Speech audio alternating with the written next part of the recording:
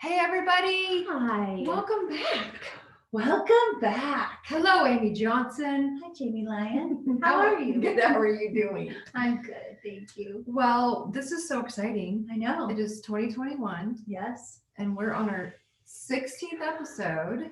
So that means we did 15 episodes in 2020. I know. That's so For cool. two people who did not have the intention of starting a podcast before 2020 started, know. but who out there didn't do some things in 2020 That's right. that they didn't imagine. There's been some good to notice for sure out of Absolutely. 2020, and Yeah, we're still having to kind of carry that attitude through this year. absolutely. There wasn't like a magical wand that What? No, yeah. tons of things changed. So I know, as a matter of fact, and I know we're going to jump into today's topic, but I think because we are at the beginning of 2021, Mhm. I am aware that you said there was not a magic wand. For some people, they kind of acted like there was going to be. And then like Mhm. within a few days after 2021, like turning over, it was like, oh gosh, it still sucks. Like, hold on.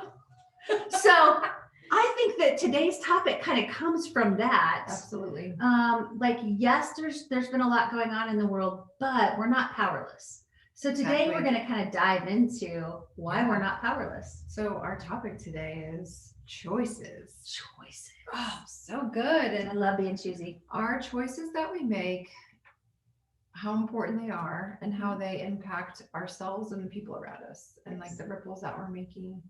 And just one thing I wanted to say, just maybe is from a grateful heart, and as we move into 2021, and especially with these episodes, is I've enjoyed this time with you so much, and for you people and friends and just amazing people listening in. Yeah. It's just so exciting to think we could take a topic and have such good dialogue. I learned so much from it. I know you have too, and like listening to them and just being in the moment, I have like awesome ahas, and it's just so exciting to think that I hope those are providing positive ripples to the community. Yeah, And the to our topics, though we kind of, because I think we hatched it out of needing to be isolated and being in our own homes Sure. and those things, there's some I guess, measure of time on them, but the topics are kind of timeless. For sure. I was just re-listening to the conversation we had about perfectionism and kind of got lost in the moment.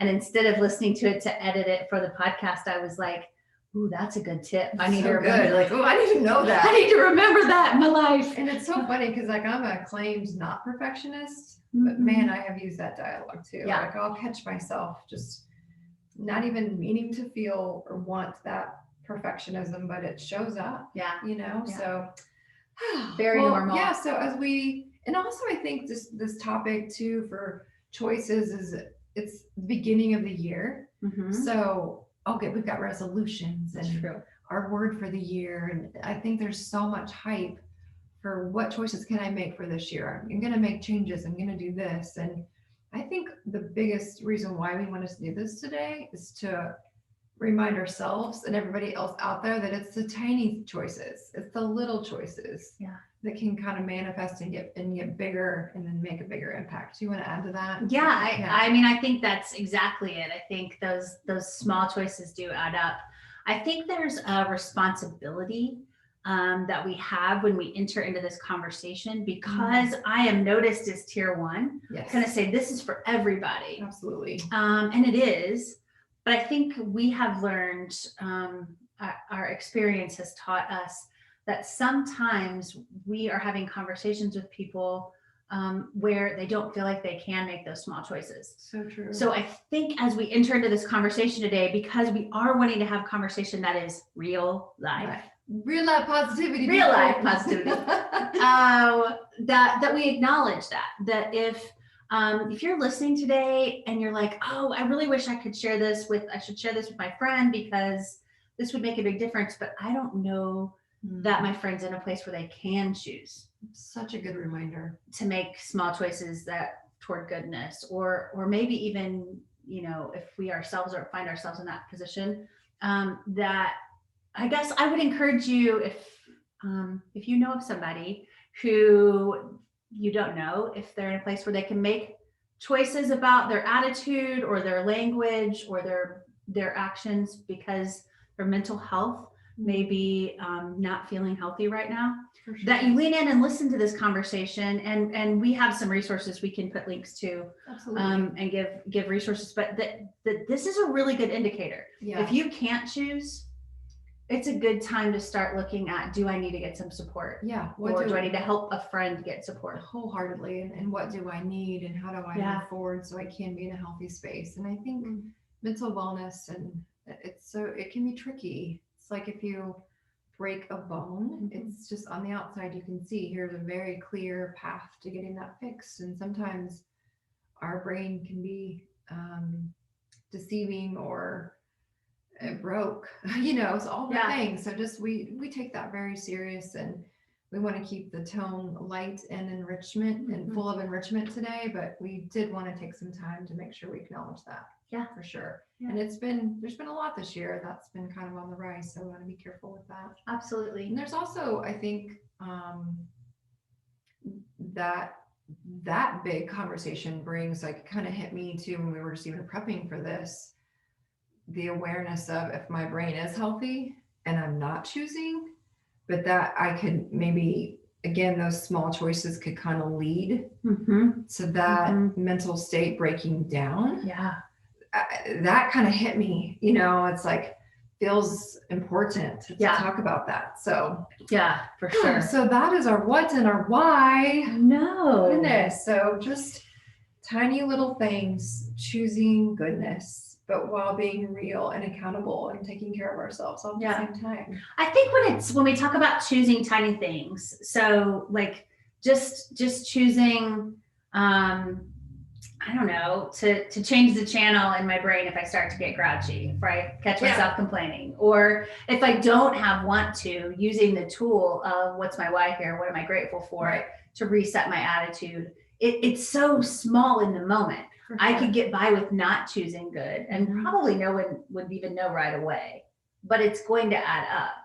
And so when I think about like defining what that means, what we're talking about here, I mean, sometimes we have a conversation and we know what we're talking about without making it make sense outside of our brains. But so it's being intentional, choosing our attitudes, our language, how we're interacting with ourselves and each other, toward goodness, and away from negativity or destructiveness. Yeah. And so again, just like leaning into like what we were kind of originally talking about, just being your highest and best self. Yeah.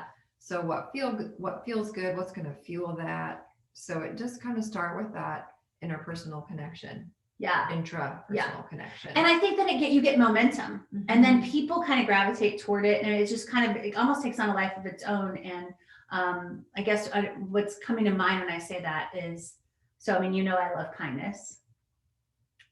Me too. Right. And so then I think about like the little mask that you gave me for Christmas.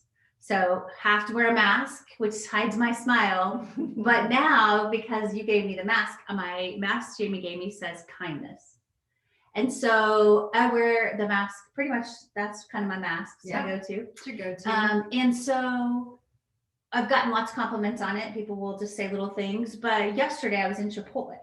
And the guy that was working there said, I like your mask. And I said, thank you. That's very nice of you. And he said, it matters a lot. I love that. Kindness. And I said, it does. I said, thanks for saying something. And then he reached up and showed me his arm, and he had a semicolon tattoo on his forearm. And he said, to some of us more than others.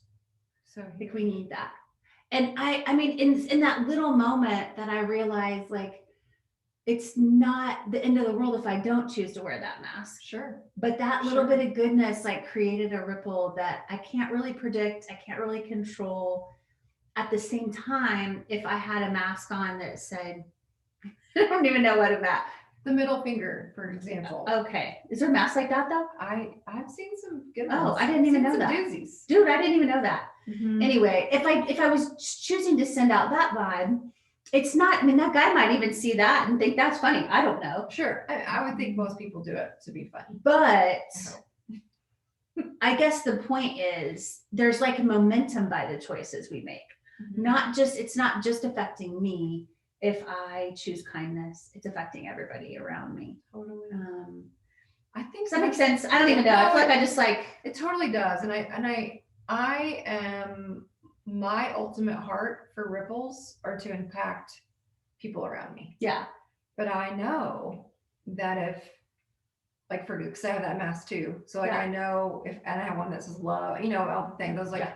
they're just like really simple, but with a positive word. That fuels me. mm-hmm. Like I want to be that, so that feels good. Yeah. So I don't know if I'm articulating that well either, but that ripple starts within my own heart and my own Yes. essence and my own like getting me set as I go out into the community or the world or even in my own house Yeah. or in a training or whatever that looks like. So it does really symbolize like our cycle. Yeah. So we have the want to and the gratitude, and then we have positive I ams, like those two first places. Yeah. That's where those choices are starting. Yeah. I think that's what we're meaning here, like getting yourself set. And then you can start noticing the goodness in the situations and the people, but you got to kind of start with you first. Yeah. And I think it's so easy with so much stimuli and so much happening to, kind of get caught up and not thinking about how we're feeling about things with those choices is what I mean. Yeah. So if we're not getting ourselves set. Because it like, not to be silly about it, but like if the sky is falling, I mean, if you're Chicken Little and the sky is falling and you're like, oh, that's all I can see. And that's serious. We got to take care of that right now. Yeah. And so it can almost feel like, well, I can't choose. What am I going to stop and choose my want to while the sky's falling? And So interesting. Well, hold on a second. Is the sky really falling? No. And so then somebody could say though, but yeah, actually right now there's so much going on. It does kind of seem like the ground shaky underneath. It's not, hence the real life. Okay. So there's that real life, but can I still choose? Does it still benefit me to choose what I'm going to practice? I think it's harder. Yeah. I think it's harder because of all the circumstances and things around us, but I think makes it more important than ever. So it's kind of like, well, I guess I have a question there though. Why? Why is it more important than ever? I agree with you. I just don't have words on that yet. It's more important than ever because I think globally there's more harm. So that's why these little tiny independent choices that we can surround ourselves around goodness will ultimately impact the overall goodness of our world. So it starts with those individual people being intentional, discovering and listening and understanding and being open and loving. And so that we can kind of move into a healthy, productive space together. I did not plan on going that deep. That's pretty deep. No, but I mean, it's right. It's there's like a philosophical reality to I Am Noticed and to the work that we do. And I can remember when we were first kind of determining what I Am Noticed was going to be. Yeah. We said it was a philosophy. And then we were like, well, no, it's not really a philosophy. And is it a program? No, it's not really a program. I mean, we have programming. It's a way of being. But at the fundamental purpose and what we are, it is a way. It's a way of being. And so we say it's proactive. It's a proactive approach. And then recently we've had to kind of look at that and say, okay, can you use it reactively as well? You can. And when you said it's more important than ever, I kind of think it's because of that. Because right now, though it's still a proactive approach, we are needing to react because there's so much going on. Yeah. And we'll react in whatever way we've practiced. Absolutely. Yeah. Ooh, because it takes, so we have to react fast. When you think about adrenaline, like you have to react swiftly, naturally. And so we react in whatever way is the easiest, most efficient. Not the best necessarily. I know, but I think that's why we're saying you cannot not do culture. Because you cannot not take care of yourself. And you cannot not think about how that's going to impact everyone around you Yeah. and what that will look like from a cultural standpoint. So, and we can put a link to this too. But Yeah, all kinds of links for you, links friends. today. But there's that practice video that we share in training. Yes, Our we've been little doing that friend. since very early on. Way before 2020.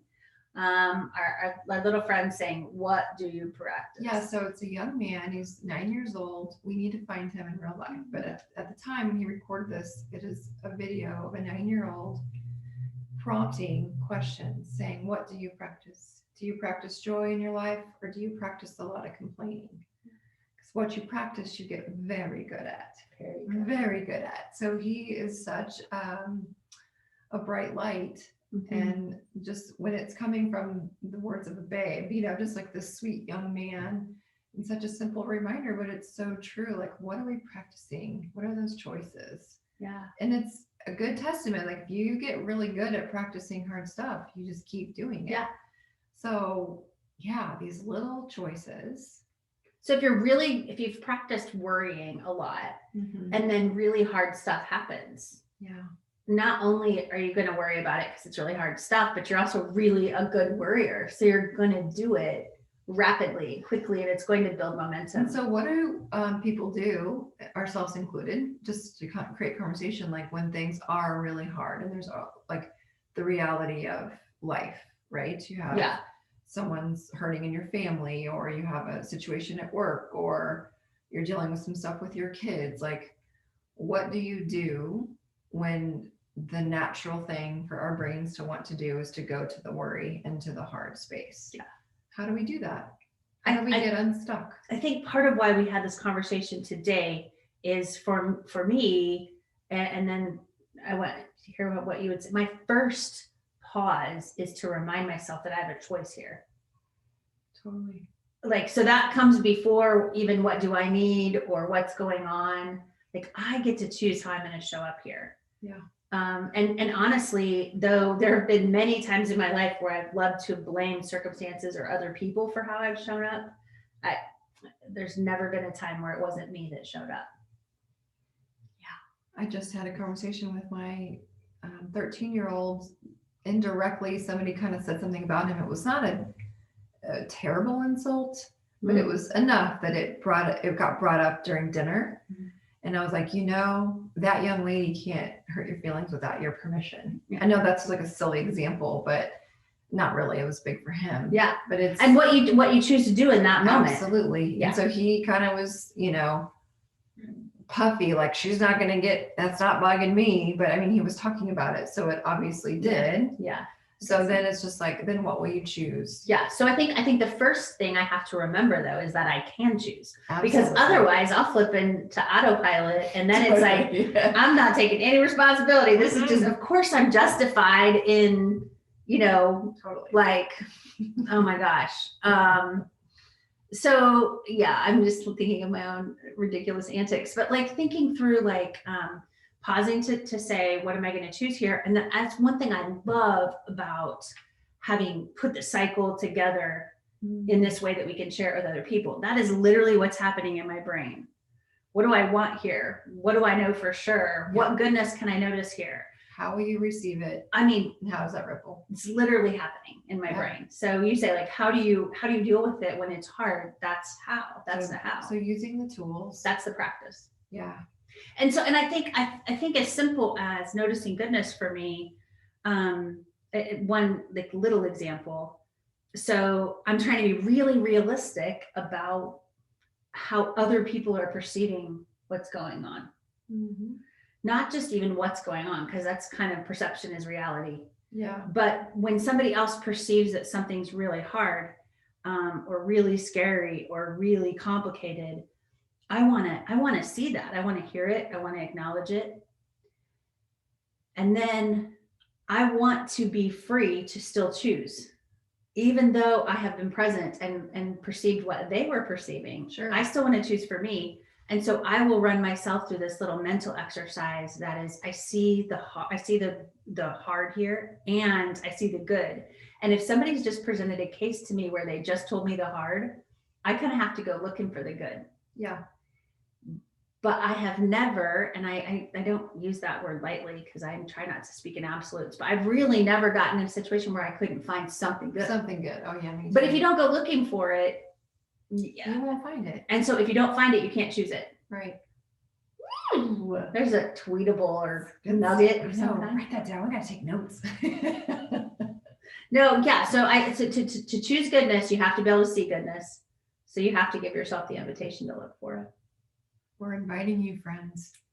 Let's do it. Let's do it. So good. Let's do And it. I mean, again, when we mean simple, it's just like you're driving down the road and you choose to be patient when somebody does something frustrating. Yeah. You don't know where they're going or their story, or Yeah. I have to assume they're not trying to upset me. They're Yeah. not trying to wreck my day. Yeah. So little things like that, I think, do make a big difference globally if we can kind of get all on the same page there. And it won't always be like that. And I can be practical with that. I love though what you said earlier about it, like it starts from within you. Mm-hmm. It also, you didn't say this, I'm saying it serves you too Sure. to do that. So it does start from within, but like if you get all fired up because somebody's cutting you off because they're in a hurry, it's going to distract you from where you were going to go. Sure. And how you were going to get there. Or if someone's in my car and what that feels like and looks all like. the things. All the things. So it lets you be who you want to be.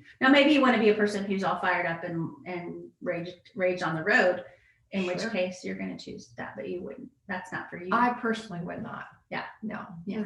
Doesn't fuel you. Doesn't resonate with me. Yeah. It doesn't give me any energy at all. Yeah. So call to action. Call to action, friends. Yeah. Be sweet on the roads. Sorry. Oh, that's an easy one. It is. No, I think this has been huge for me personally in 2020 I think our hope here and our call to action today around choices is acknowledge the hard. Yeah, for sure. Lean into that enough to feel it and really notice that, okay, I see you, I hear you. Doesn't have to matter to you necessarily, but like you're acknowledging it. So that's that real life piece of this. Mm-hmm. You can't just go right into, I'm going to just choose good, and ignore the hard. So that's not what we're saying. So I hope you can hear me say that. And if you don't know me personally, like this is really huge for me to say. And I have been better at that because I am so optimistic and just want to go right to the good that I haven't always given the hard the attention that it's needed or deserved. So we hope that you'll acknowledge that in a healthy way, in a safe way, but that you can choose good. Yeah. And that if you can't choose good, that you let that be important information. Yeah, be an indicator. That you let that say, hey, hold on, I think I need to get some help here, because that is a really important key to feeling mentally healthy. But without it, it's almost impossible to be mentally healthy. And so mental health professionals can really use that type of information. If again, like if you need to talk to somebody, you're like, I just don't feel like I can choose goodness. Yeah, absolutely. That is an important thing to know. And I hope you just hear our hearts and passion throughout this episode, that there's no judgment. If even if there's an awareness that there's maybe not a mental piece happening, it's just been hard for you. You've been in a hard practice. So there's no judgment. It's just absolute encouragement and sending you goodness, so that just helping you, giving you these tools. I love that you said that, because it's on any place, at any place in this conversation, there's no judgment. Absolutely. And I mean, I know you and I've talked about this before in other conversations, where you can kind of get in a habit of something without even realizing it. Absolutely. And then you kind of take a look and you're like, oh wait, I was really complaining there, or I wasn't who I want to be there. Sure. And it can happen so gradually and so subtly. And I'm glad that I've learned to extend grace to myself in that space. Wholeheartedly. Again, there's no perfect. It's just are we being intentional? Absolutely. Yeah. I'm really glad you said that about the no judgment. And then there's no shame in that if there's an awareness for you, or you can think of somebody in your life that might need some extra support to get their sweet brains back in a healthy space, that's okay too. Absolutely. So, no matter where you're at, we just hope that this conversation has provided good insight and inspiration, and that you'll just engage. Go. Be amazing. Just be you. Go, friends, go. Okay. Choose you. Choose good. Any last minute thoughts before we sign off? Just that I love this work. I do too. And I really do think this is, as I'm thinking about even myself and just people out there at the beginning of the year, kind of how you're navigating, it's kind of a fresh start. It's kind of a clean slate in some ways. We are carrying a lot from last year. We always do. I feel like that feels more prominent, but this is an absolute invitation to just, like you said, be graceful with yourself, notice the goodness in you, and choose to notice that in others and situations and all the things. Yeah. I hope that, I guess I just had this thought, we didn't talk about this before, but I hope a conversation like this it always feels when we record, like, I'm like, did we say what we wanted to say? Because we just like chatted. And then I go back and I listen and I think, oh yeah, I can see somebody just like listening to it while they're working out or something, or, on a walk or driving somewhere, and being able to relate to it. Yeah. And the thought that I just had is like, I hope that it's the kind of conversation that could help. If you're in a conversation with friends and they're feeling stuck, which I know that's been going on a lot. For sure. And so as people kind of come together and they're trying to figure out moving forward, I kind of hope that this might be a little nugget that you could take into those conversations where, like, I was just listening to something, and it can be as simple as just choosing goodness. Yeah. Let's do that together, and kind of creating an environment with your friends where it's okay to choose to talk about the good. Absolutely. It's okay to choose to practice in that positivity, and or limit your stimuli if that's not helping you choose goodness. And again, there's that real life practical element to that. Speaking for myself there. Yeah. So just finding what works for you. Yeah, absolutely. So good. Yay. All right. Clearly we want to keep hanging out with you guys. No kidding. Keep it going. All right. Have such a wonderful day. Bye. Thank you. Bye.